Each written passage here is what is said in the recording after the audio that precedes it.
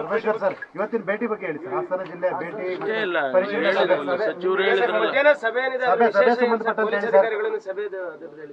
ನಮ್ಮ ಇವತ್ತು ನಾನು ಬಂದಿರತಕ್ಕಂಥದ್ದು ಏನು ರಾಜಣ್ಣವರು ಹಾಸನ ಜಿಲ್ಲೆಯ ಮಂತ್ರಿಗಳು ಈಗಾಗಲೇ ತಿಳಿಸಿದ್ದಾರೆ. ಮೇ 16ನೇ ತಾರೀಕು ಇಲ್ಲಿ ನಡೆದಂಥ ಘಟನೆ, ಆ ಘಟನೆಯಲ್ಲಿ 4 ಜನ ಮಕ್ಕಳು, ಗಂಡು ಮಕ್ಕಳು ಮೃತಪಟ್ಟಿದ್ದಾರೆ ಎನ್ನುವಂಥದ್ದು. ಆ ದೃಷ್ಟಿಯಲ್ಲಿ ಚುನಾವಣೆಯ ಮಾಡೆಲ್ ಕೋಡ್ ಆಫ್ ಕಾಂಡಕ್ಟ್ ಇದ್ದದ್ದಕ್ಕಾಗಿ ಅವತ್ತೇ ಪರಿಹಾರ ಕೊಡೋದಕ್ಕೆ ಆಗಲಿಲ್ಲ. ಮುಖ್ಯಮಂತ್ರಿಗಳು ಈಗಾಗಲೇ ಅದಕ್ಕೆ ಮಂಜೂರಾತಿಯನ್ನು ಕೊಟ್ಟು ಪರಿಹಾರವನ್ನು ಕೊಡಬೇಕು ಅಂತೇಳಿ ತೀರ್ಮಾನ ಮಾಡಿದರು. ಅದನ್ನು ಜಿಲ್ಲಾ ಮಂತ್ರಿಗಳು ನನಗೂ ಕೂಡ ನೀವು ಹೇಗಿದ್ರು ಹಾಸನಕ್ಕೆ ಬರ್ತಾ ಇದ್ದೀರಿ, ಹಾಗಾಗಿ ನೀವು ಕೂಡ ಬರಬೇಕು ಅಂತ ಹೇಳಿ ನನಗೂ ಹೇಳಿದರು. ಅದಕ್ಕಾಗಿ ನಾನು ಬಂದಿದ್ದೇನೆ. ಇದು ಆಕಸ್ಮಿಕವಾಗಿ ನಡೆದಿರ್ತಕ್ಕಂಥ ಘಟನೆ.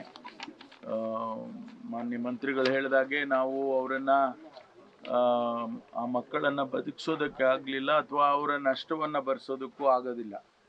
ಆ ಕುಟುಂಬಗಳಿಗೆ ಒಂದು ಧೈರ್ಯ, ನಾವಿದ್ದೇವೆ ಅಂಥೇಳಿ ಸರ್ಕಾರ 2 ಲಕ್ಷ ರೂಪಾಯಿ ಪರಿಹಾರವನ್ನು ಕೊಟ್ಟು ಆ ಕುಟುಂಬದವರಿಗೆ ನಾವಿದ್ದೇವೆ ಅಂತ ಹೇಳಿ ಸಾಂತ್ವನ ಹೇಳೋದ್ರ ಜೊತೆಗೆ ಅವರಿಗೆ ಧೈರ್ಯ ತುಂಬತಕ್ಕಂಥ ಕೆಲಸ. ಅದಕ್ಕಾಗಿ ನಾವೆಲ್ಲರೂ ಕೂಡ ಬಂದಿದ್ದೀವಿ. ಶಿವಲಿಂಗೇಗೌಡರು ಬಂದಿದ್ದಾರೆ ಮತ್ತು ನಮ್ಮ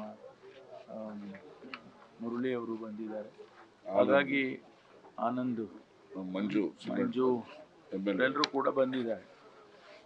ಇದಕ್ಕೆ ಹೊರತುಪಡಿಸಿ ಬೇರೆ ವಿಚಾರಗಳನ್ನು ಜಿಲ್ಲೆಗೆ ಸಂಬಂಧಪಟ್ಟಿದ್ದು ಮತ್ತು ರಾಜ್ಯಕ್ಕೆ ಸಂಬಂಧಪಟ್ಟಿದ್ದು ಯಾವುದಾದ್ರೂ ವಿಚಾರಗಳಿದ್ದರೆ ಅದನ್ನು 3 ಗಂಟೆಗೆ SP ಕಚೇರಿಯಲ್ಲಿ ಒಂದು ರಿವ್ಯೂ ಇಟ್ಕೊಂಡಿದ್ದೇನೆ. ಆ ರಿವ್ಯೂ ಆದ ನಂತರ ತಮ್ಮನ್ನೆಲ್ಲ ಉದ್ದೇಶಿಸಿ ಮಾತನಾಡ್ತೇನೆ. ಸರ್, ಹಾಸನದಲ್ಲಿ ರಿವ್ಯೂ ಇದೆ ಫಸ್ಟ್ ನಿಮ್ಮ ಹೋಮ್ ಮಿನಿಸ್ಟರ್? ಹೌದು, ಇದೇ ಮೊದಲನೇ ಬಾರಿಗೆ ಹಾಸನ ಜಿಲ್ಲೆಯ ಪೊಲೀಸ್ ರಿವ್ಯೂ ಆಗ್ತಾ ಇರೋದು. ವಿಶೇಷ ಏನೂ ಇಲ್ಲ. ಎಲ್ಲ ಜಿಲ್ಲೆಗಳು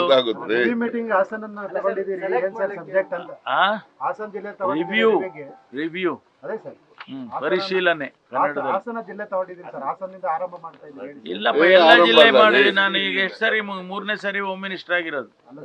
ಎಲ್ಲ ಡಿಸ್ಟ್ರಿಕ್ಟ್ಗಳು ಮಾಡ್ಕೊಂಡು ಬರ್ತಾ ಇರ್ತೀನಿ. ಸರ್ವೇ ಸಾಮಾನ್ಯವಾಗಿ ಯಾವೆಲ್ಲ ಜಿಲ್ಲೆಗೆ ಭೇಟಿ ಕೊಡ್ತಾರೆ ಆ ಜಿಲ್ಲೆನಲ್ಲಿ ರಿವ್ಯೂ ಮಾಡ್ತಕ್ಕಂಥ ಒಂದು ಪರಿಪಾಠ ಅವರು ಪಾಲಿಸ್ಕೊಂಡಿದ್ದಾರೆ. ನಾನು ಈ ಒಂದು ಕಾರ್ಯಕ್ರಮಕ್ಕೆ ಅಂದ್ರೆ ಈ ಒಂದು ಸಾಂತ್ವನ ಹೇಳ್ತಕ್ಕಂಥದ್ರಲ್ಲಿ ಬಂದು ಭಾಗವಹಿಸಬೇಕು ಅಂತ ಹೇಳಿ ನಾನು ಮನವಿ ಮಾಡಿದ್ದೆ ನಮ್ಮ ಜಿಲ್ಲೆಯ ಎಲ್ಲ ಮುಖಂಡರ ಪರವಾಗಿ. ಆ ಹಿನ್ನೆಲೆಯಲ್ಲಿ ಬಂದಿದ್ದಾರೆ. ಇದು ಒಂದು ಕಾರ್ಯಕ್ರಮ ಮುಗಿದ ಮೇಲೆ ರಿವ್ಯೂನು ಕೂಡ ಮಾಡ್ತಾರೆ. ನಂತರ ವಿವರವಾಗಿ ಎಲ್ಲ ವಿಚಾರಗಳನ್ನು ಹೇಳ್ತಾರೆ. Okay, thank you. News first, ನಿರ್ಭೀತಿಯಿಂದ ನಿಮ್ಮ ಪರವಾಗಿ.